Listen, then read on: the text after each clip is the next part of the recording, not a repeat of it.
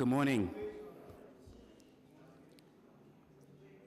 Good morning and welcome to the meeting of the Subcommittee on Zoning and Franchises. I am Councilmember Francisco Moya, the chairperson of the subcommittee, and today I am joined by Councilmember Grodenchik. If you are here to testify, please fill out a white speaker slip with the Sergeant at Arms and indicate the name of the LU number of the application you wish to testify on that slip. And we are also now joined by Councilmember Rivera. Good morning. We will now start our hearings. Our first hearing is on LU 267, an application by TNS Restaurant LLC for a renewal of a revocable consent to operate an enclosed sidewalk cafe at Gracie's on 2nd, diner located at 300 East 86th Street in Councilmember Kalos's district in Manhattan. And I now open up the public hearing on this application. Is there any member of the public who wishes to testify in this application? Seeing none, I now close the public hearing on this application. Our next hearing is on LU 268, an application from KK&D of 79th Street Restaurant Corporation, DBA Nectar Cafe for renewal of a revocable consent to operate an unenclosed sidewalk cafe located at 1022 Madison Avenue in Councilmember Powers' district in Manhattan. And I now open up the public hearing on this application. Is there any member of the public who wishes to testify on this item? Seeing none, I now close the public hearing on this application, and we will now go to our next hearing, which is on LUs 280, 281, an application by Foreman Ferry LLC for a zoning map amendment to rezone 2529 J Street in Councilmember Levin's district in Brooklyn from an M14 R8A district to an M16 R8X district. There is also an application for a zoning text amendment to apply certain bulk regulations to R8X districts mapped within the MX2 special district. The property to be rezoned is in the Dumbo Historic District, and the actions would facilitate the development of a 12-story, 10 FAR commercial office building.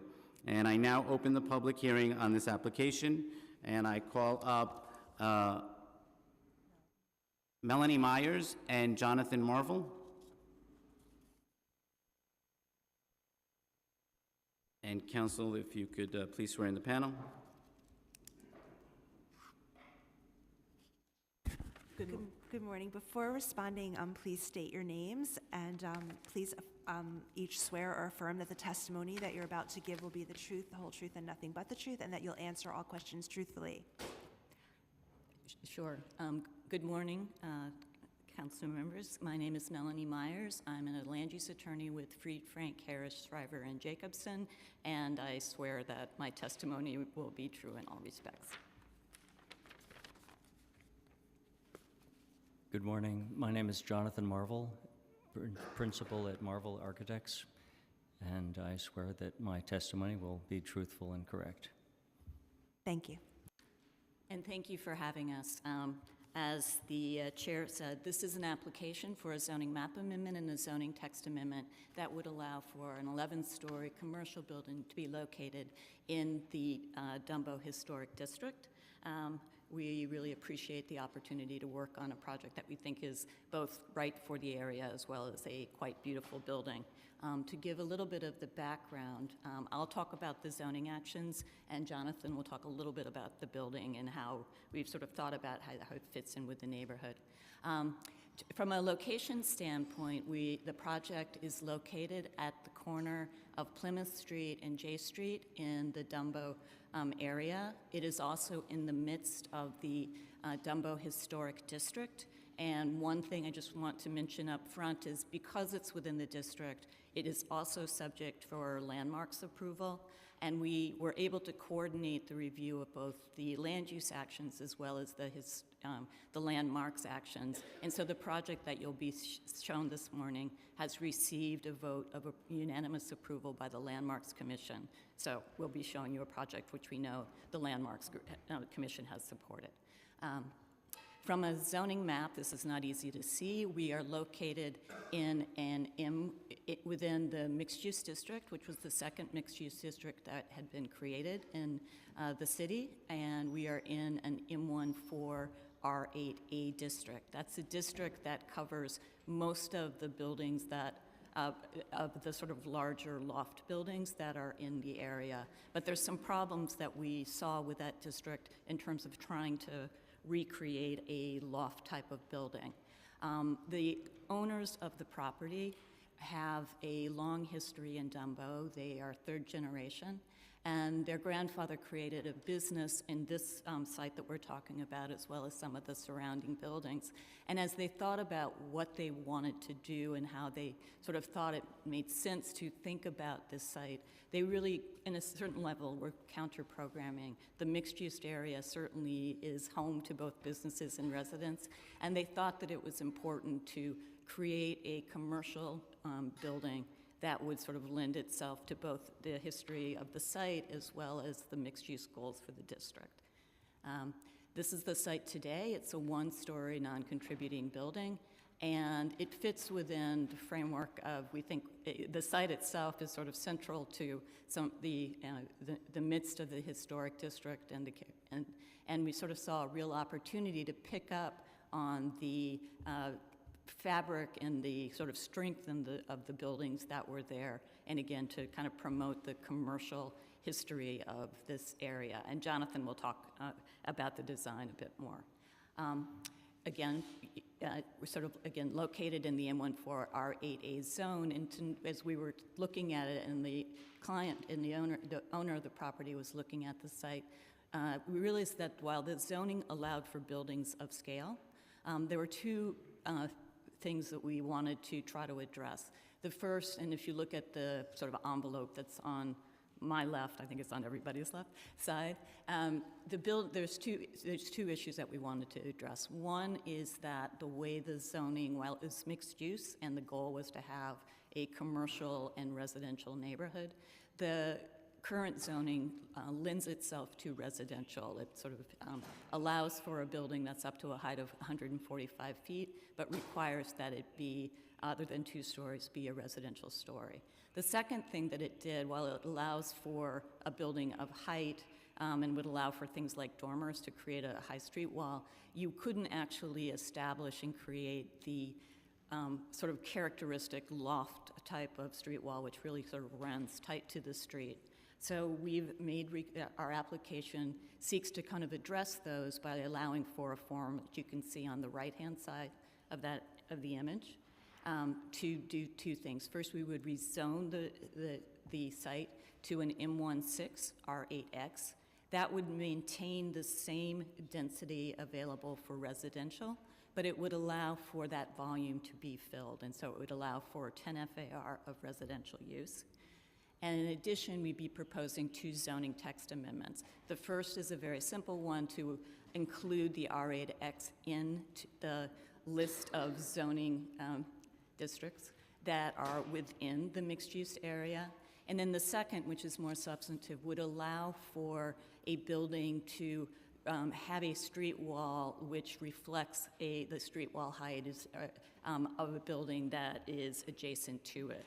So in our case, the building at 20 J Street across the street is the building that we would be tied to. We would create a building which is lower than that building, but one based on this, this diagram sort of shows it, that we think fits well within the scale of the area. We were pleased to get the support and recommendation of approval from the community board. At the borough president level, we received approval of the zoning map amendment, a recommendation of approval for the zoning map amendment, and I think support for a commercial building. They had some different ideas about how to do it, but we think what we have is a project that fits well within the area and one that we hope for your support for. Thank you. I'll dwell on this diagram a little bit more, and only to say that this is a unique area within the city because of the Manhattan Bridge and the Brooklyn Bridge give the Dumbo district a scale unlike any other. And in the diagram, you'll see that our building is part of that construct of warehouse-type block-shaped buildings, and we're being deferential to our neighbor immediately to the west, which is 20J, and we're kind of a transitional building from the bigger buildings closer to the bridge to the smaller buildings to the east of the bridge. And here's the first rendering that you're going to see. You're looking at this prominent corner of Plymouth and J Street. It's a building that holds the street wall. It's an office building, and therefore we are trying to maximize the flexibility of the floor plates, the large windows to daylight the interior, to create a sustainable, resilient building by having less artificial light for the office spaces. We're in a very partial flood zone, but we're very aware of trying to make our entrances on the ground floor, which we have a lobby for the building on J Street in the middle, and then side entrances, creating a context for smaller commercial retail venues, mom and pop shops. So the lobby of the building off J is flanked by 1,800, 2,000 square foot and 4,000 square foot retail spaces, suggesting this is not for a big box, it's really for local startup venues. And the rendering here, as you look down, you're looking north on J, you're looking towards Brooklyn Bridge Park, you can see how our building makes a gateway paired up with 20J immediately across the street. So we're creating a context that allows a significant entrance and marking the entrance to the Brooklyn Bridge Park, which is a big investment for the area. And this view from the park back to the building, you're seeing now it's really not the back side of the building, but it's the river side of the building. We don't have that undulating concrete panel system. It's flattened out. These are lot line windows. We wanted to create a character that you can look up and not see blank walls, but see windows, you see activity, you see the life of Dumbo expressed in the architecture. Now we're looking east on J Street, on Plymouth, and you can see how the context steps down, but not entirely smaller scale buildings, but there is definitely a transition, and we're part of that transition. We're also helping restore the signature Belgian block elements that are in the street and sidewalks on Plymouth Street. DOT has a current J Street project that we're not a part of. This is a view now looking towards the upland side and looking towards the J Street stop. This is a major thoroughfare for people coming to the district, coming down J Street. So this is a building that supports the retail, supports the pedestrian traffic by having active windows on the pedestrian block. And one of my favorite renderings, because it really ties in very contextually with the Manhattan Bridge, with the diagonal bracing of the structure of the Manhattan Bridge, and we picked that up with the cross bracing on the inside of our building, allowing us to have a building that speaks to these larger scale elements that I referred to earlier, which are so unique to Dumbo. Final image here, just to say that this is a building that is both contextually driven in its architecture. We wanted to participate with the concrete nature of the warehouses, of the historic buildings within Dumbo, at the same time be a contributing building towards a 21st century work environment, and make this a great place for people to enjoy. Thank you. Before we proceed to questions, let me just acknowledge that we've been joined by Council Members Richards and Levin. We are now going to take a vote on the two applications we just held hearings on, which have the support of the local council members. I now call for a vote to approve LUs 267 and 268. Council, please call the roll. Moya. Aye. Levin. Aye. Richards. Aye. Rivera. Grodenchik. The land use items are approved by a vote of 5 in the affirmative, no negatives, and no abstentions. Thank you. Just a couple of questions before I turn it over to Councilmember Levin. Do you agree that it's important for your project to provide members of the community with good permanent jobs? Yes, absolutely. And following that, what are the concrete commitments that you're willing to make to ensure that these are high-quality employment opportunities? I think there might be 2 or 3 different parts to the response. The goal for the project as a whole was to, think about it. It's a building that has size for sure, but it's not an enormous building. The idea for a commercial building is that it really would provide opportunities for smaller businesses and businesses that can have connections to the neighborhood to be able to have places of employment at work. So at the broader scale, that's absolutely part of the goals. I think if you're talking about sort of the management of the building and things like that, there are members of 32BJ here today, and it's certainly the goal of the ownership to make sure that there are good and well-paying jobs there. Conversations are ongoing at this point. We think they're from the perspective of ownership, we think there have been productive conversations, and we're hoping that they'll, complete shortly. And I'm sure you'll hear from members of the audience as well. Great. And just sticking with that, what are you planning to pay cleaners, porters, security guards at the building, and how does that compare to prevailing wage? Recognizing that the industry standards for building service workers in New York City has gone to that level, just wondering if you could... I think that's part of the discussion, and I think we're getting very, very close. Okay. What experience do you have managing a commercial building and workforce of this scale? The ownership of the project, if this is your question, they have run a business, and that is what they've done. This, again, they have owned property in this area for a long time. This is and will be their first project that is a commercial project.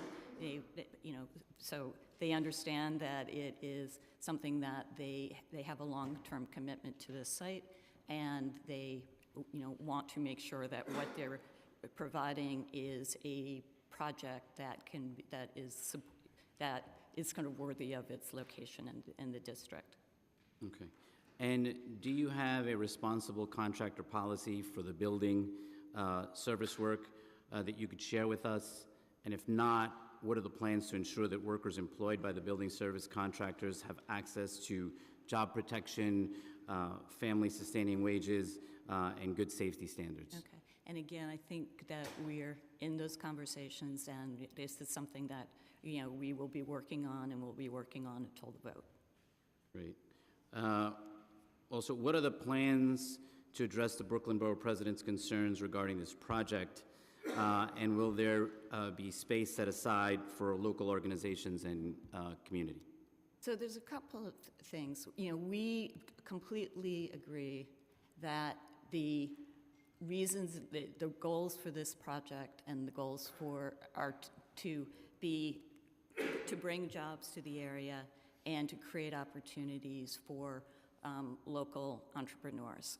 The ground floor was actually redesigned from sort of the original concepts to make sure that the spaces at the ground floor were smaller spaces that could attract uses that are locally based and could be culturally based. In terms of saying, will it be this particular cultural user? We can't make that commitment at this point. What we've done is created a floor plan that we believe, lends itself to the local businesses. Okay, and last question. If granted this rezoning, will you only be building commercial office and retail space with no residential units? The building that has been approved by Landmarks and the building that Jonathan showed is a commercial building, and it can only be a commercial building. It has too deep of floor plates for a commercial building. From a zoning standpoint, it doesn't have the courtyards that are you would be required for a residential building. So the plan has been from day one to have a commercial building. We wouldn't have gone through a zoning action if they wanted to do a residential building, because you can do that today. So we are quite convinced this is going to be a commercial building. Great, thank you. Before I turn it over to Councilmember Levin, I just want to recognize that we've been joined by Councilmember Reynoso, and we're just going to take his vote. Vote to approve land use items 267 and 268. Reynoso. I vote aye or no. The land use items are approved by a vote of 6 in the affirmative, no negative, and no abstention. Thank you. Now I turn it over to Councilmember Levin. Thank you very much, Chair. Thank you for the presentation. Nice to see you both. First question, can you, why was it necessary to pursue a rezoning when the as of right could have allowed for commercial development? The as of right really could not. The current zoning allows for 2 FAR of commercial use. And so, but it allows for 7.2 FAR of residential. And so again, what we were trying to do with the rezoning was to allow for a true commercial building from ground floor to the top to be able to be built. So there was necessarily a rezoning was required. And why is it necessary to do the current design with no setbacks as opposed to the setback, the 145-foot building with 15-foot setbacks? I can talk about it sort of from a zoning standpoint, and Jonathan can certainly chime in.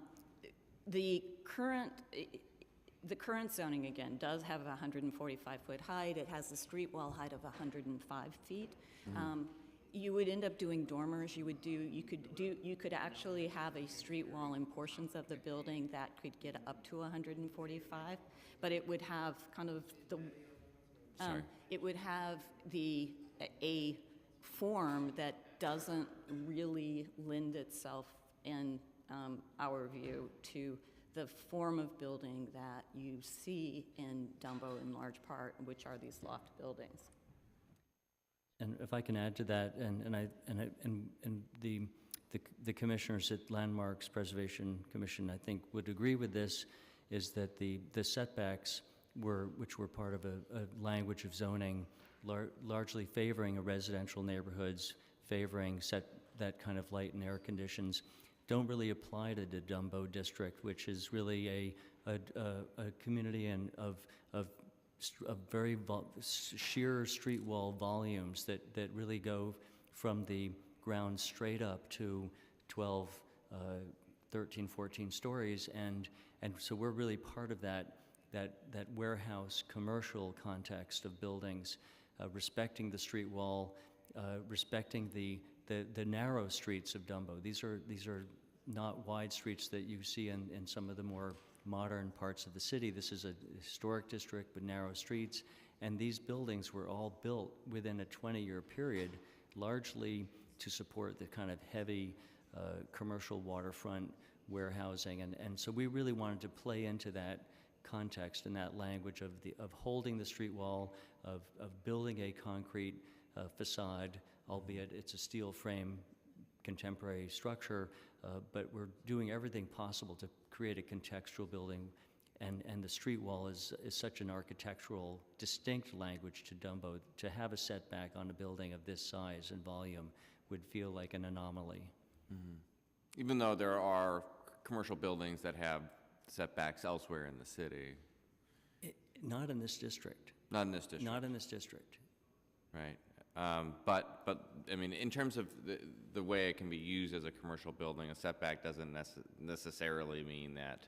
I mean, I understand kind of from an architectural perspective, but and understand the argument with the context of the neighborhood. But from a use perspective, I mean, I look across the street to our office building at 250 Broadway, which is multiple setbacks, and that's obviously well utilized as a commercial building. I like that building, and that obeys the laws of symmetry, and again there are light and air rules for that particular building.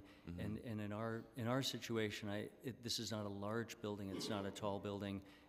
It happens to conform to an irregular footprint that we've kind of extruded straight up, and that goes for not only the facades on Plymouth and Jay, but also on the rear yards. And so we're really kind of playing into that. That I guess it's a narrow definition, but when in the context of Dumbo, and we were asked by Landmark specifically to not create a building that you might see in Midtown, to make a building specific to the Dumbo district, and we worked very hard to do that.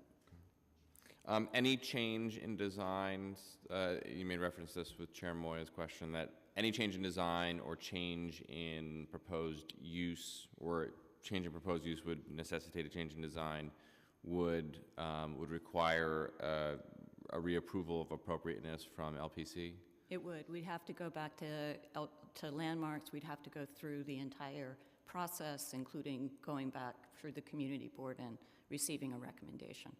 And LPC was adamant that this design, that they wouldn't necessarily approve another design that wasn't a fully commercial use.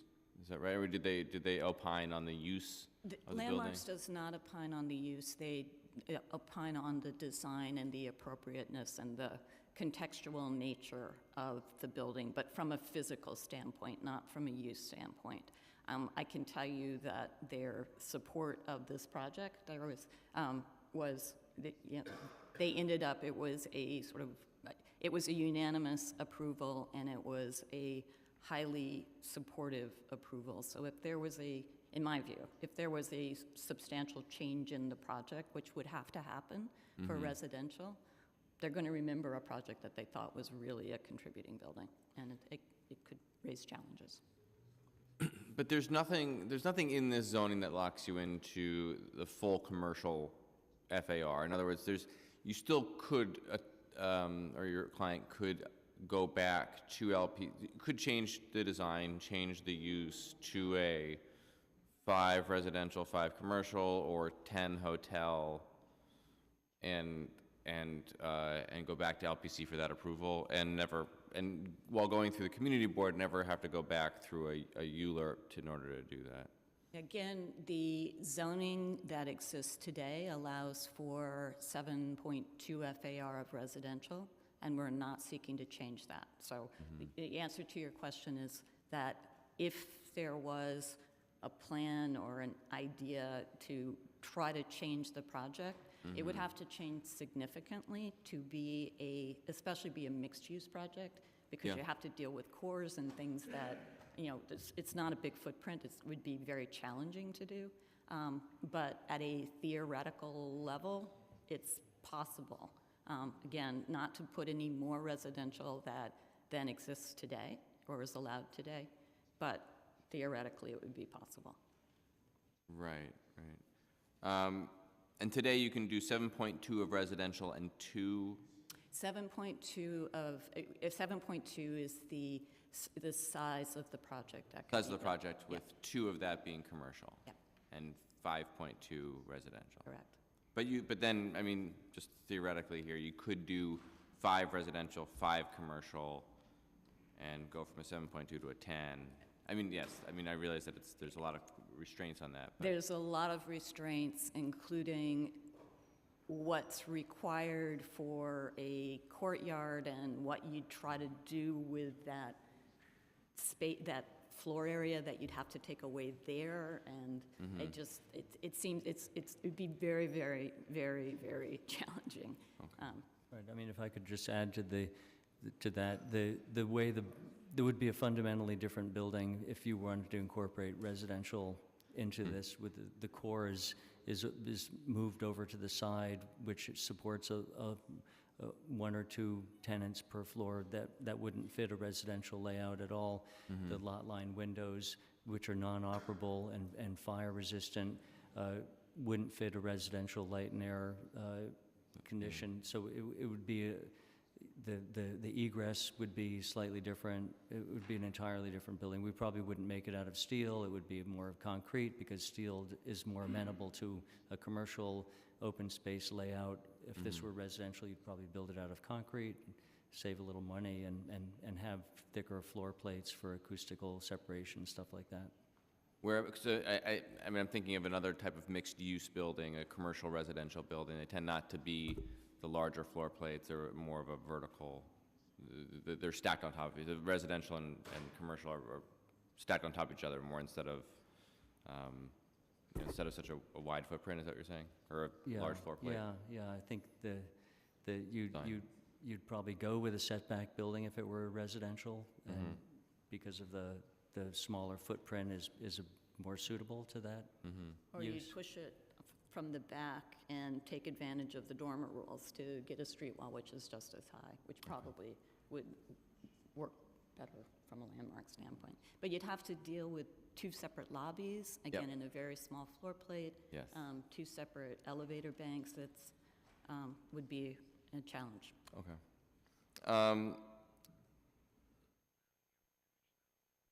Have you looked at what the impact on the neighboring 25J property that is included in the rezoning, what the impact would be on that property?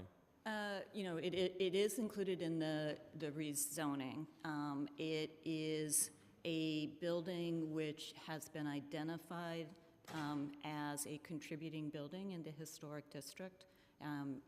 Which means that, unlike the building that had been on the site, which was not a contributing building, right, that it would need to remain on that site. From a sort of practical perspective, if you are asking about is it possible to enlarge that building, from a landmark standpoint, possibly 1 or 2 stories, which is what would be the case under the zoning today. Okay. But anything would need LPC approval because it's a contributing building. Anything would need LPC approval, and the building itself cannot be eliminated, and at most it would be adding a story or 2. And from a zoning standpoint, that's something they could pursue today, if it made sense.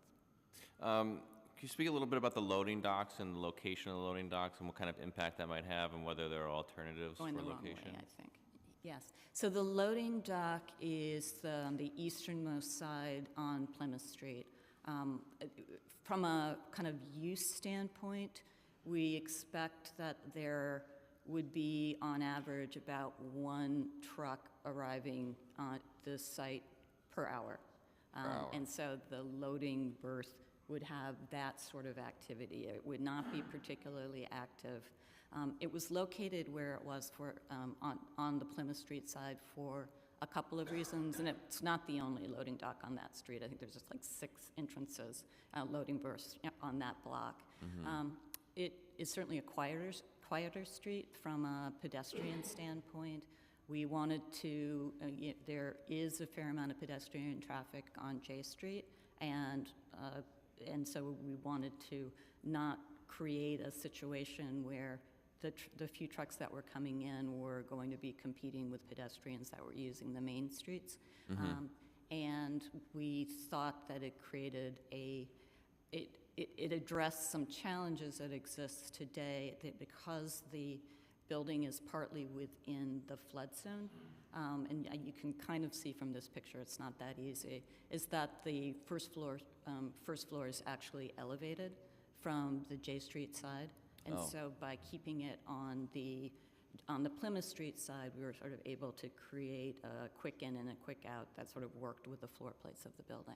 So we think it's in the right place, and we do not think it will add significant traffic to Plymouth Street. We really think it's going to be limited in its use. I mean, Plymouth Street is a Belgian block street. Does that present any challenges because of the?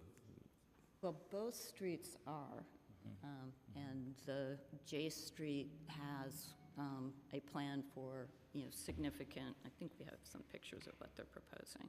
Is that the best? Yeah. That might be the best.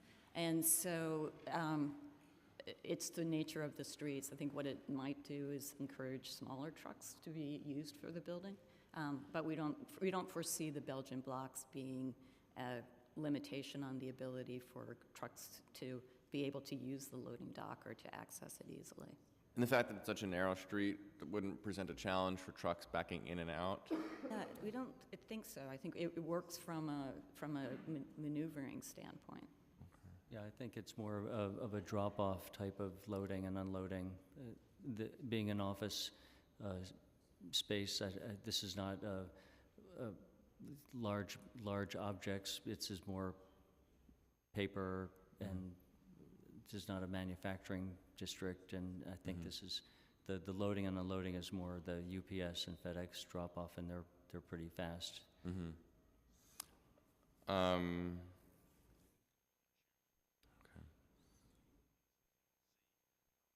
Is this part of the Dumbo Street reconstruction project? Do you know?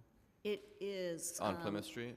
Yeah, so what you're seeing, I might be answering the wrong question. So there's a proposed DOT long-term street reconstruction. And I think that's really restricted to the J Street, new utilities being put into J Street, and DOT is meant to be using ADA granite pavers for the crosswalks and reincorporating the Belgian blocks. We have a design for our sidewalk which we can control that will incorporate both Belgian blocks and granite pavers, as well as new concrete on the Plymouth Street sidewalk. Right, and the image that's up right now reflects our understanding of how DOT is addressing the Belgian block in J Street.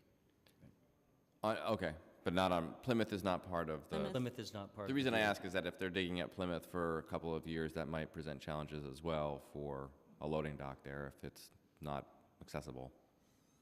Right.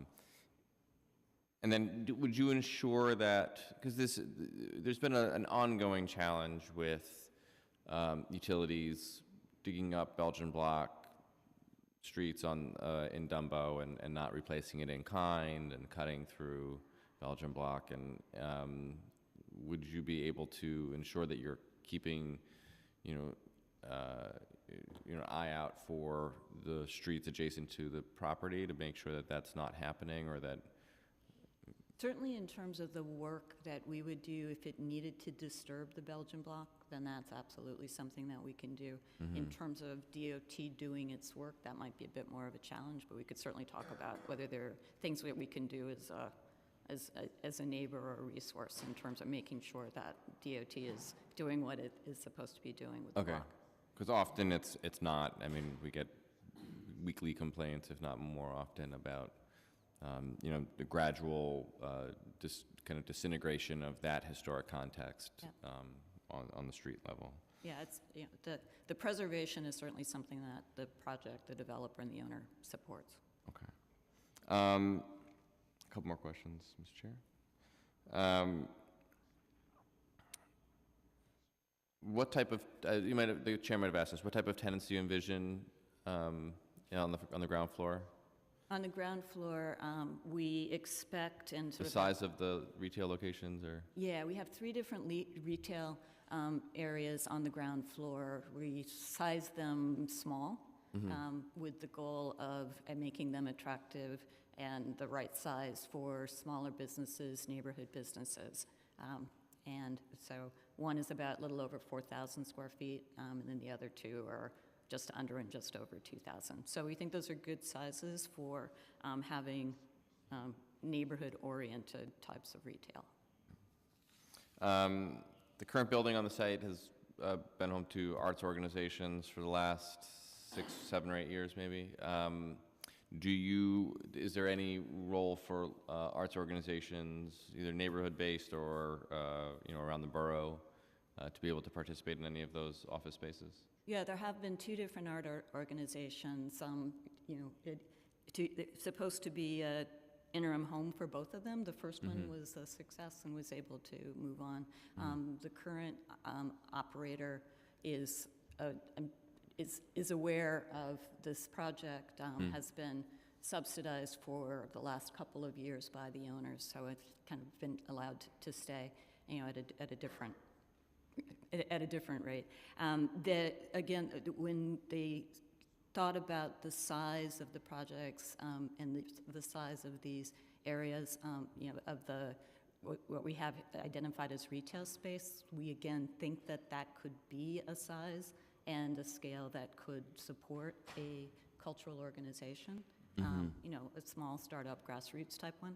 And so that is a possibility, but in terms of committing to it being used for those uses, that's something where we think the market needs to see if that is a viable thing. So we've created the spaces that could attract that kind of use and be available for that kind of use, but we don't have a commitment to them being that use.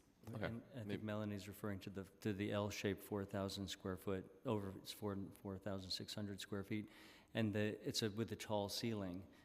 It could be adapted to a dance space with a venue that needs that 16-foot high ceiling, or a gallery or something. If that were to be the case, somebody was interested, it's definitely designed to support a larger space. Okay. Do you have plans to ensure MWBE, I think the chairman have asked this, MWBE, your local base contracting, subcontractors, and a plan for local hiring? I think we're certainly open and willing to work on all of that. We're at the stage of having a project and a design. The expectation as we move forward that we'll be hiring a contractor that works and that includes those programs, and it's something that I think the ownership and the developer is committed to see happen. We've also talked about the need for good information within the neighborhood to make sure that the community is aware of when construction activities will occur and what opportunities there are, and that's something that the developer and the owner has committed to do as well. Wanted to ask about building service worker prevailing wages. Is that something that you're able to commit to? We are we're having active and not from the perspective of the ownership, are very productive conversations about that, and that is something that we will hope that we will be continuing. We'll be having continuing discussions for the next week or so on that. Okay. Does your client have like a responsible contractor policy with building service workers that they've? And I know this is their first commercial building, but is that something that they've looked into? I think that's something that they policy? understand, and that they need to be thinking about this. And then we've heard some concerns from residents on Water Street, which nearby or next door, and there are just concerns about the scale, light and air issues. Have you communicated with those neighbors and seen if there's ways that their concerns can be addressed? Well, I think there's a couple of things. We have certainly had communications with various groups within the neighborhood. We've talked with some individual residents. The building that we could build, again, as of right, and what we're proposing now are about the same height. I think we're 3 feet taller than what zoning allows today. We could have dormers that go up to a height of 145 feet today with setbacks in other locations. We think it's the right building. We think that it's the right building from an architectural standpoint and from a scale standpoint. And again, we were pleased to get the community board's support for that, and we were pleased to get the Landmarks Commission's strong support for that as well. So we think it's the right building. Okay, I encourage you to, continue speaking with neighbors, and I think that some of them are here to testify today. So if you could stay to hear their concerns, and then in the coming days, let's sit down and see if we can address them. Yes, and I would say that and I think you'll hear testimony on this, that we also do have support from some of the local neighborhood organizations that do think that this is the right project in the right place. Okay, great. All right, thank you very much. Thank you, Chair. Thank you, Council Member. I want to acknowledge that we've been joined by Council Members Constantinides and Torres, and we are now going to open up the vote. This is the continued vote to approve land use items 267 and 268. Constantinides? I vote aye. Torres? I vote aye. The land use items are approved by a vote of 8 in the affirmative, 0 negative, and no abstentions. Thank you. Thank you, Councilmember Torres. I will now be calling up the next panel, Zamir Khan, Alexandra Sika, and Doreen Gallo.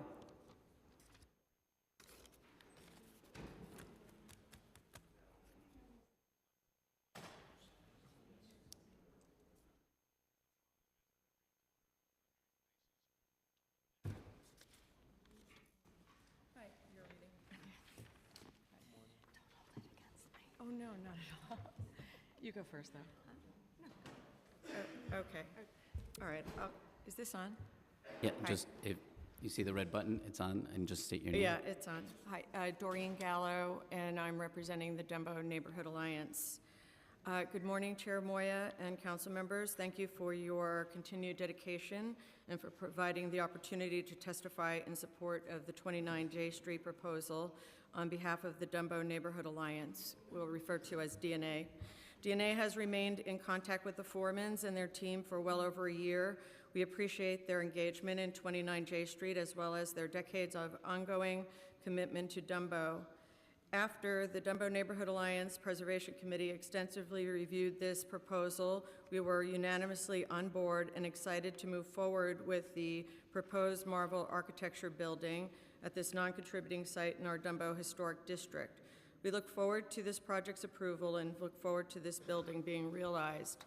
It's a very exciting time for Dumbo with recent uniquely new buildings as this proposal, 1 John Street and Brooklyn Bridge Park, and the recent adaptive reuse projects at 10 J Street and 4250 J Street residential proposal, formerly the Phoenix House facility and residence. There is an architectural synergy of materials and references in all of these sites, and we believe that the 29 J Street project will be a very special addition. DNA has testified through the Euler proceedings and before the Landmark Preservation Commission and support the changes made through that process. I just want to read a little introduction about the zoning. DNA is generally against spot zoning and takes exception for this case because of what is permitted as of right from the Dumbo 2009 rezoning. So I've given everyone a copy of our testimony today, and I'm just going to read the introduction of our zoning and our position in 2009. The Dumbo Neighborhood Alliance is strongly opposed to the Department of City Planning-sponsored proposed 12-block rezoning east of the Manhattan Bridge, as it flies in the face of both the Community Board 2 initiated and community-supported Old Brooklyn District 197A plan designed a decade ago, as well as our own proposal for a comprehensive rezoning plan for all of Dumbo, Fulton Ferry, Vinegar Hill. Our plan, designed by urban planner Paul Graziano, was initiated in response to the piecemeal efforts over the past decade by the Department of City Planning, who has ignored the Old Brooklyn District Plan in its entirety, with the exception of the rezoning in a small portion of Vinegar Hill. DCP has supported high-density growth driven by developers in the Dumbo area. The current DCP proposal is no exception. Going back to our testimony today. So we took a strong stand against the upzoning at the time, but we feel we supported this proposal because of the as-of-right rezoning. And while DNA remains in favor of the zoning changes and text amendments to dedicate this land for commercial use, there already exists a strong influx of commercial space in our historic district, and we believe this current proposal would be an exceptional addition and will further enhance our neighborhood and quality of life. At the community board level, a big reason that the community board supported the rezoning was about bringing jobs to the neighborhood. That was their key reason for the support of that. And the Dumbo Neighborhood Alliance mostly supported it for that reason as well as this particular building.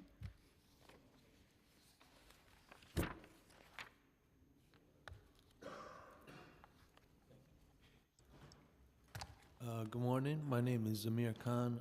Good morning, Chair Moya, Councilmember Levine, and members of the subcommittee. I'm here. I've been a member of the local 32BJ for the past 9 years. I'm here today on behalf of the 80,000 members of 32BJ who clean and maintain buildings throughout our city. New York City's economy is hard on working families. For this reason, we believe that developers should commit to providing good building service jobs. These are jobs that pay family-sustaining workers and give workers like myself, my co-workers, dignity in the city.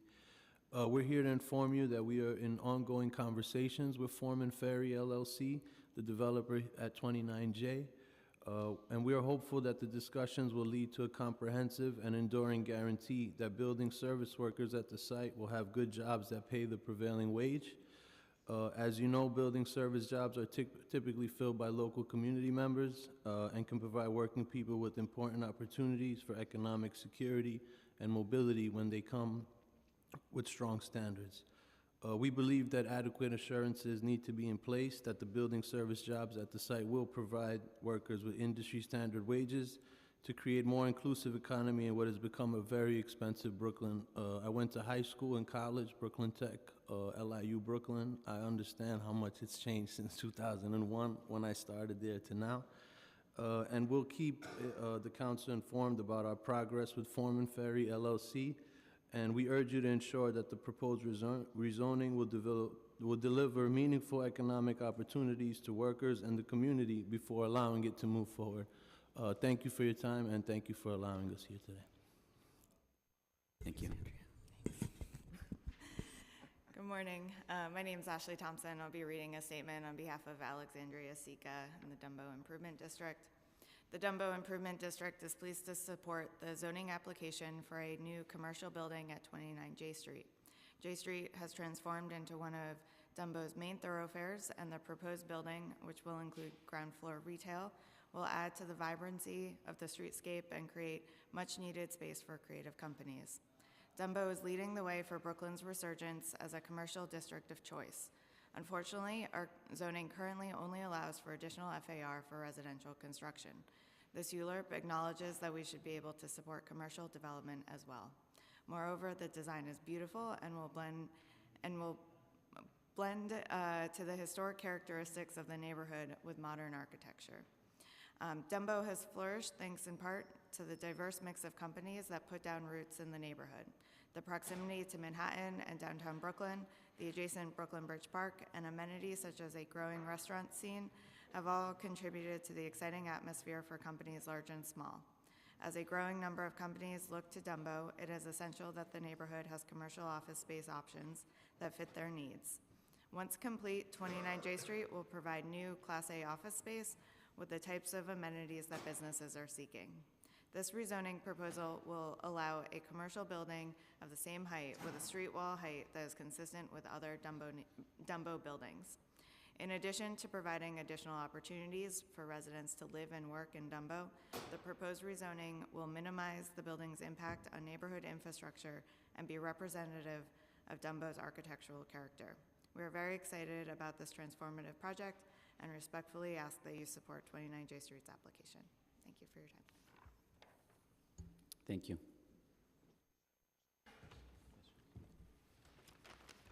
I just want to thank this panel very much for your testimony. Thanks.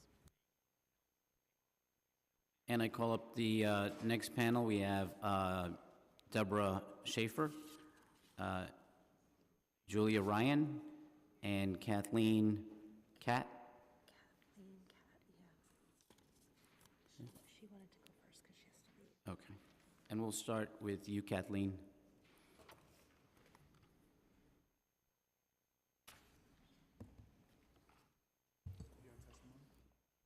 Do you have testimony to pass out? Do you have testimony? Do you want water?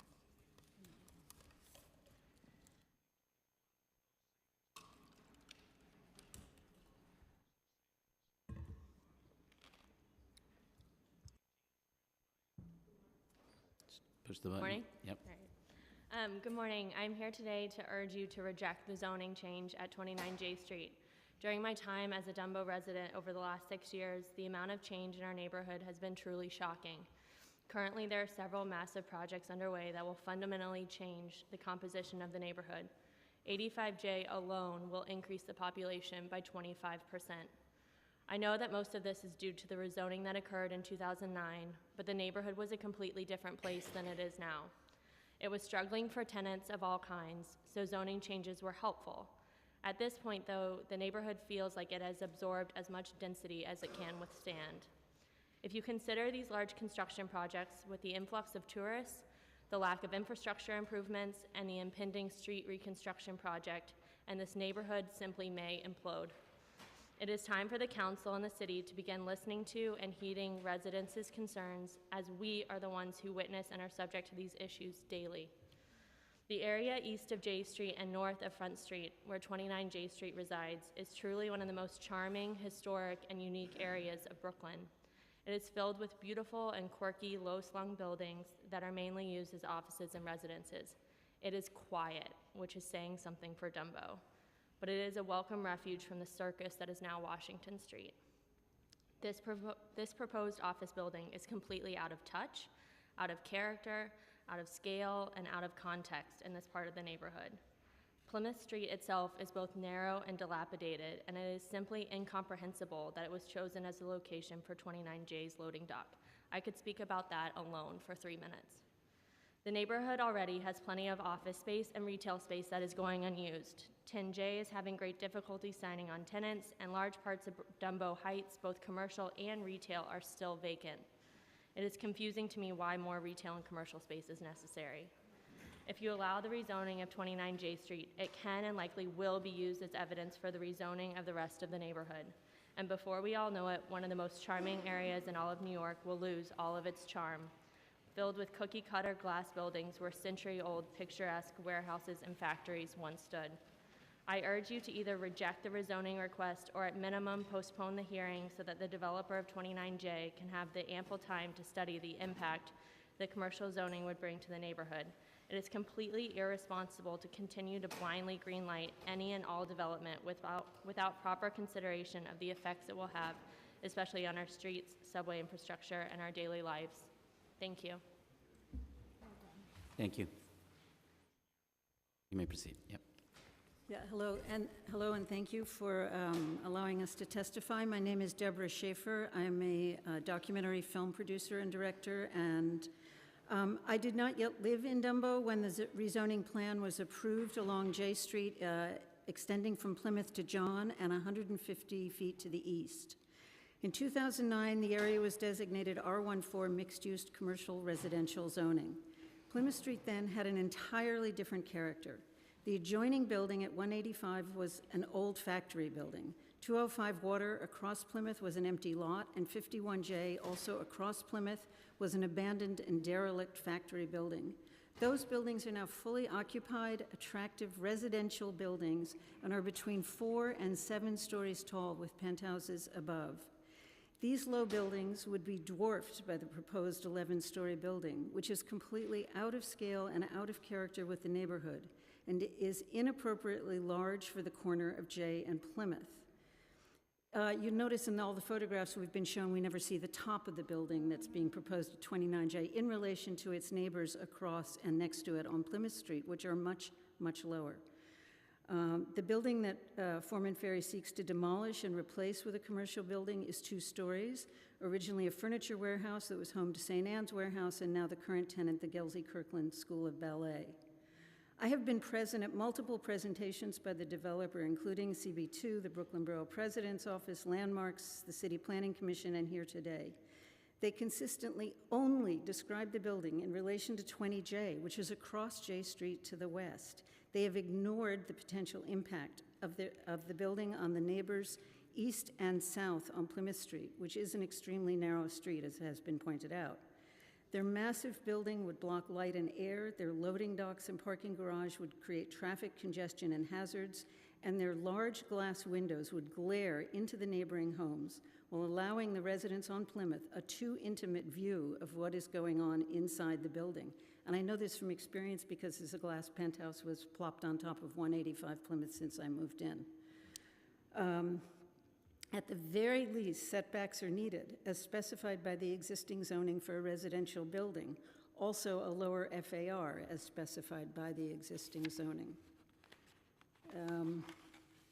I do not believe that more office space is currently needed in Dumbo, nor 800 to 1,000 transient workers who will further stress the badly overcrowded and potentially dangerous subway station at York Street. In addition to requesting that the zoning change not be approved, I would request that the developers be required to move the loading docks and parking garage to J Street, which is a much wider and more commercial street. You have a letter from my neighbor in the penthouse at 205 Water Street, renowned architect Bjarke Ingels, who employs 220 people at his Dumbo office and whose architectural projects are making significant contributions all over New York City, including in Hudson Yards and the old Lord and Taylor building on Fifth Avenue. I hope you will read his letter carefully also and consider his plea for balance in development of our beloved neighborhood and community. Thank you. Thanks. I concur with everything I'm these sorry. two ladies said. You provided that letter?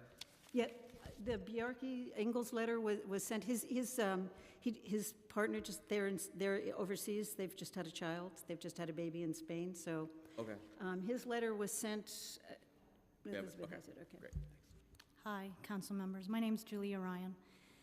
I'm writing to implore that you deny the requested zoning change from mixed-use commercial residential to commercial use for 29J and by extension to adjacent 25J Street in the Dumbo Historic District.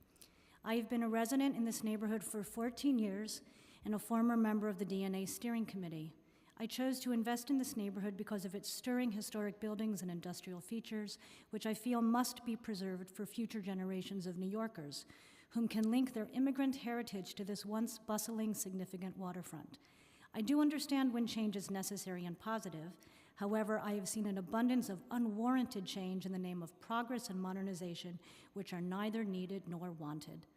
Developers have been allowed to make bogus arguments about helping in the development of Dumbo east of the Manhattan Bridge anchorage. This is what led to the totally unnecessary rezoning in 2009, which the DNA and the Historic District Council opposed. Just to remind you, here is what the now approved rezoning proposal put forth at that time. Quote, rezoning proposal for the section of Dumbo east of the Manhattan Bridge that would allow residential conversion of existing loft buildings and foster new mixed-use construction while providing predictability and height limits that reflect the area's historic character. It would also, for the first time in Dumbo, provide zoning incentives for the creation of affordable housing in new construction. What has evolved instead is a travesty and developer overreach. There has been little, if any, affordable housing created, but rather obscenely overpriced commercial space and luxury lofts. The historic character of J Street, which has much lower buildings on its east side, where this rezoned tower will rise, has at present no buildings over 6 or 7 stories tall. Yet this tower will rise to over 12 stories, with bulkheads and mechanicals soaring even higher, making it a monolith of incongruity. The argument that it will mirror the elegant concrete Gare building which sits on the west side at 20J, is a joke. The hideous design proposed by this modern tower is bulky, dense, and way too tall. It is not at all in the spirit of the 2009 rezoning. Alas, since the parcel has been approved by a commercial residential tower to be built, already out of scale but within the 2009 guidelines, then we can at least keep this unwanted construction to the least dense and least tall option available. Do not approve a commercial building which will be bigger and which will inappropriately stress the quiet and narrow Plymouth Street with commercial trash collection, loading docks, and a garage entrance. Are you even aware that some of the most beautiful and last remaining original bluestone sidewalks and the most intact section of the embedded J Street light railway tracks exist on this corner? The proposed construction seems to be completely disregarding this priceless treasure. A residential building would be required to have setbacks above the 6th floor, making the silhouette far more appropriate to match the buildings which will flank it on the east side of Plymouth Street and J Street, as well as the lower buildings which will be next to it on Plymouth and Water. Also, the residential building would be less densely populated, causing less rush hour congestion at the already overstressed and sometimes dangerous York Street subway station with its single entrance. It is frequently perilously overcrowded when Dumbo is the site for large citywide events. We are dealing with a plethora of tourists, an onslaught of never-ending construction, and daily, this is not an exaggeration, daily film shoots which disrupt our lives. Our reward for buying homes and raising our children here, the diminishment of our quality of life with outrageous developer greed. Please, ensure that this building simply comply with the current zoning laws that exist and do not allow a denser, bulkier, inappropriate structure to be built. Thank you. Thank you very much for your testimony. Thank you. Sorry, one quick point. On the issue, and I appreciate all this testimony. I look forward to talking with you all in the coming days. In regard to the sidewalk on the corner, so we've been focused on this for a while. This is part of the DOT street reconstruction plan that, and this is one location that they've identified as ADA accessibility issues with the railroad ties. And so this is more than the developer driving that sidewalk configuration. I am curious though, there's been another spot on Plymouth where Josh Gutman was allowed to fill in his sidewalk right over some existing railroad that went into a foundry building. What is going on with that? I know that's another issue, It's another issue. I'm just with regard to this corner, this has been something that's been an ongoing conversation. Sure, with but it is a DOT. treasure that needs to be preserved. I know there might be ADA issues, but we can't just cover it over with concrete. No, I understand. What I'm saying is that the sidewalk question is primarily a DOT-driven conversation rather than this development. I understand. Sure, I understand. I'm just putting it in here so y'all can hear it. Yep, absolutely. Got it. Thanks. Of the public who wish to testify? Seeing none, I now close the public hearing on this application, and it will be laid over. And the land use items that we voted on today will be referred to the full land use committee. This concludes today's meeting. I would like to thank the members of the public, my colleagues, the council and land use staff for attending. Thank you very much. This meeting is hereby adjourned.